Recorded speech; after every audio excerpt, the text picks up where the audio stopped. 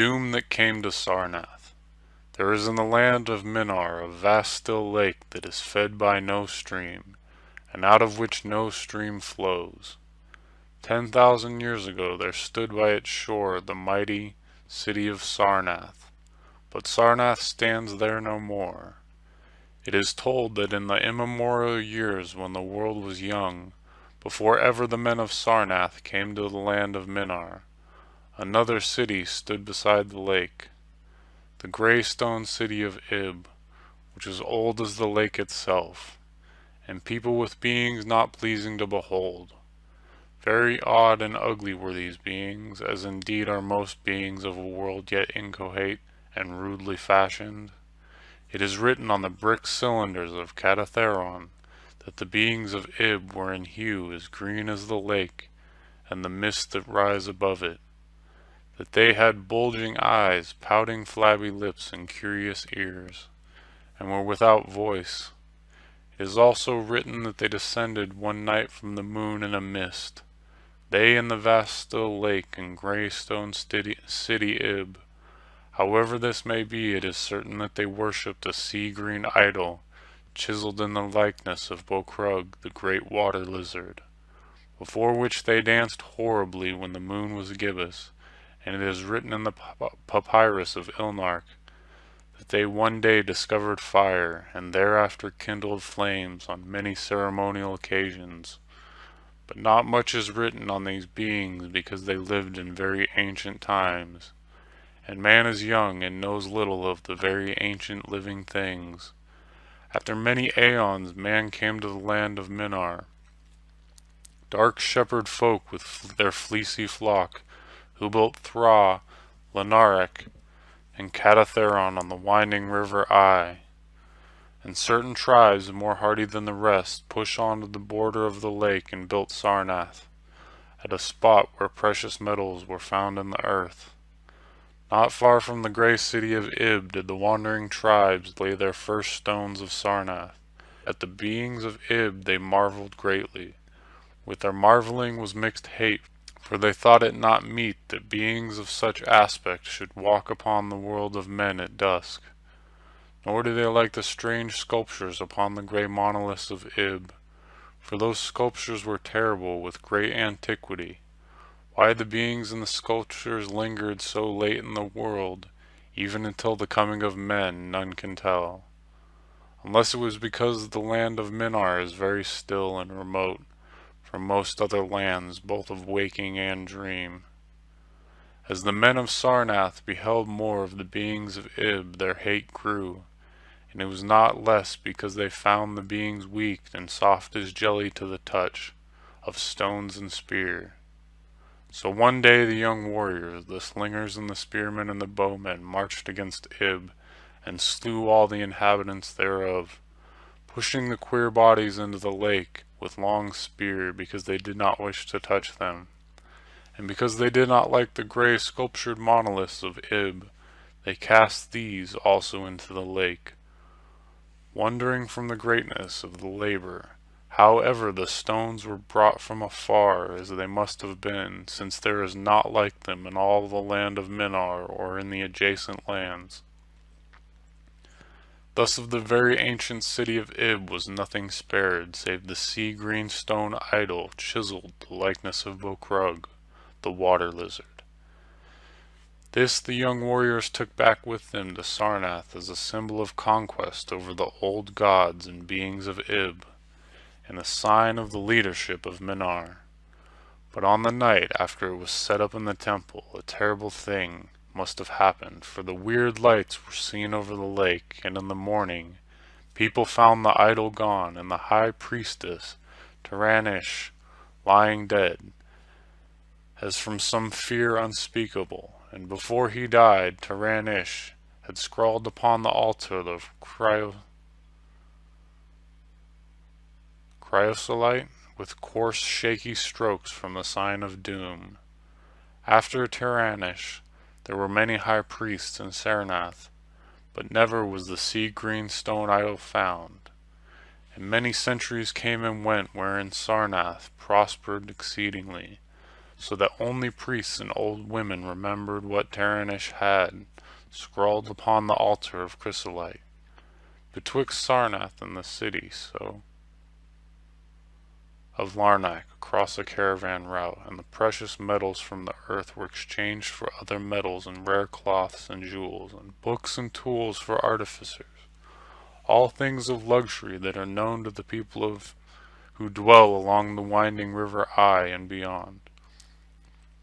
So Sarnath waxed mighty, and learned and beautiful, and sent forthcoming conquering armies to subdue the neighboring cities. And in time there sat upon a throne in Sarnath the kings of all the land of Mnar, and of many lands adjacent. The wonder of the world and the pride of all mankind was Sarnath the Magnificent. Of polished desert quarried marble were its walls, its height 300 cubits, and its breadth 75, so that chariots might pass each other as men drave them along the top. For full 500 stadia did they run, being open only on the side toward the lake, where a green stone sea-wall kept back the waves that rose oddly once a year at the festival of the destroying of Ib. In Sarnath were 50 streets from the lakes to the gates of caravans, and 50 more intersecting them. With onyx were they paved, save those whereon the horses and camels and elephants trod, which were paved with granite. And the gates of Sarnath were as many as the landward ends of the streets, each of bronze and flaked by the lion figures, and elephants carven from some stone no longer known among men. The house of Sarnath were of glazed brick and chalcedony, each having its walled garden and crystal lacket. With strange art where they build no other city had the houses like them. And travelers from Thra and Larnak and Catatheron marveled at the shining domes wherewith they were surmounted. But most marvelous still were the palaces and the temples and the gardens made by Zokhar the olden king.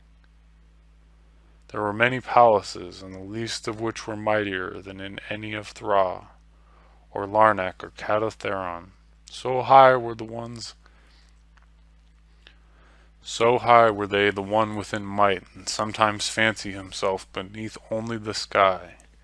Yet when lighted with torches and dipped in oil, the Dothor their walls showed vast, and painting of kings and armies, of splendid at once inspiring and stupefying to behold.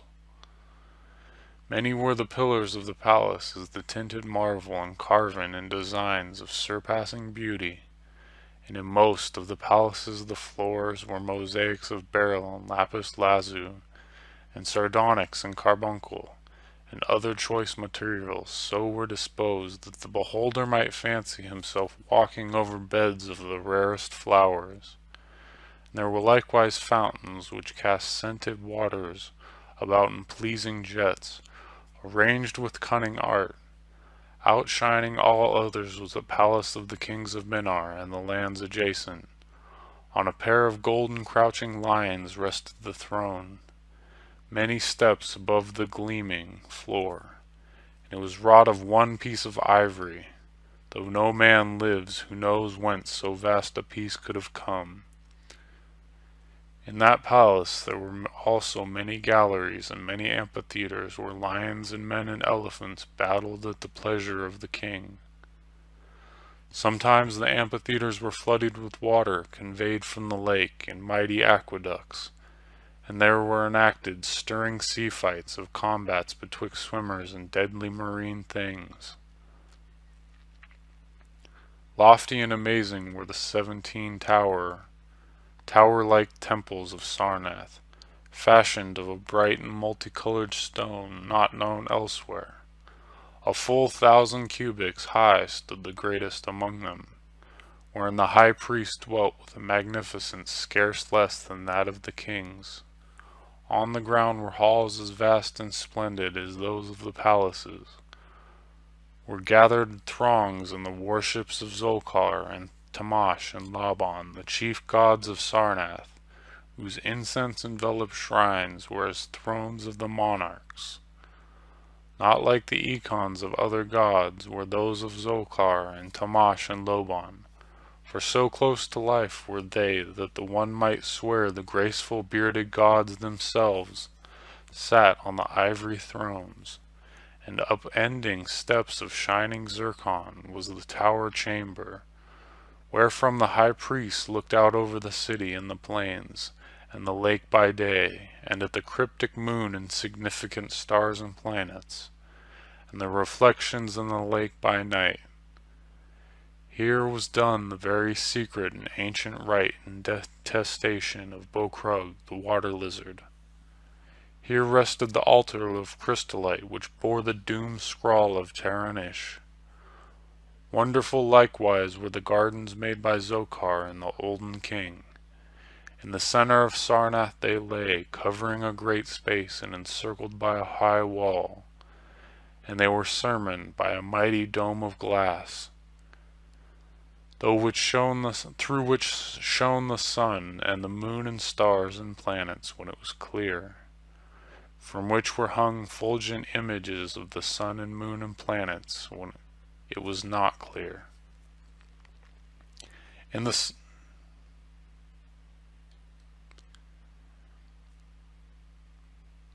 summer the gardens were cooled with fresh odorous breezes, skillfully wafted by fans, and in the winter they were heated with concealed fires, so that in those gardens it was always spring. There ran little streams over bright pebbles, dividing meads of green and gardens of many hues. Spanned by a multitude of bridges, many were the waterfalls in their courses, and many were the illid lachlets into which they expanded. Over the streams and lachlets rode white swans, whilst the music of rare birds chimed in the melody of the waters. In ordered terraces rose the green banks, adorned here and there with bowers of vines and sweet blossoms, and seats and benches of marble and porphyry. And there were many small shrines and temples where one might rest to pray to small gods. Each year there was celebrated in Sarnath the feast of the destroying of Ib, at which time wine, song, dancing, and merriment of every kind abounded. Great honors were then paid to the shades of those who had annihilated the ancient odd beings, and the memory of those and of their elder gods who derided by the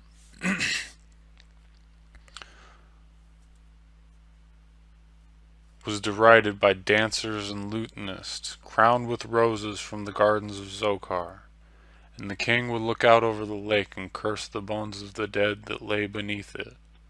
At first the high priestess liked not these festivals, for there had descended amongst them queer tales from the sea-green icon had vanished, and how Taran Ish had died from fear and left a warning.